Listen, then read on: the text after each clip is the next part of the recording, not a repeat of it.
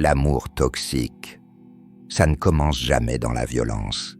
Ça commence dans la passion, dans l'intensité, dans ces émotions qui te donnent l'impression d'être vivant, enfin. Mais ce que tu ignores, c'est que cette intensité, c'est souvent le premier signe d'un amour qui te détruira.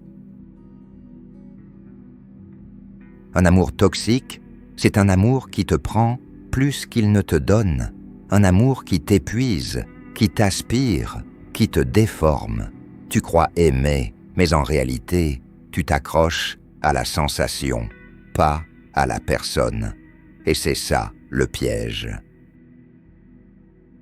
Tu confonds la douleur avec la profondeur, la jalousie avec la passion, la dépendance avec l'attachement.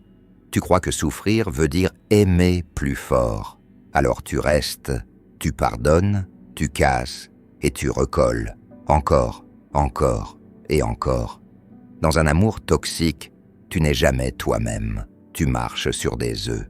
Tu surveilles tes mots, tes gestes, ton téléphone. Tu t'adaptes pour ne pas déclencher la tempête. Tu te perds pour essayer de sauver quelque chose qui ne veut pas être sauvé. Le plus vicieux, c'est que l'ego s'en mêle. Tu veux prouver que tu peux tenir, que tu peux changer l'autre, que tu peux contrôler ce qui t'échappe. Mais plus tu essayes, plus tu t'abîmes. L'amour toxique te vide, te fatigue, te transforme.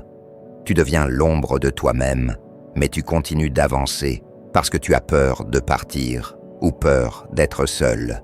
Alors tu restes dans une prison dont tu tiens toi-même la clé.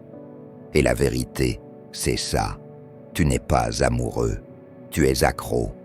Accro à l'intensité, accro aux montagnes russes, accro à la personne qui te fait autant souffrir qu'elle te rassure. C'est une addiction émotionnelle. L'amour toxique ne s'arrête jamais doucement. Il explose, il laisse des cicatrices invisibles et il te force à réapprendre à aimer sans te perdre. Retiens bien, un amour qui te détruit n'est pas un amour. C'est une cage peinte en rouge. Ce qui est toxique, ce n'est pas que tu aimes trop, c'est que tu t'oublies complètement. Tu mérites un amour qui t'élève, pas un amour qui t'arrache.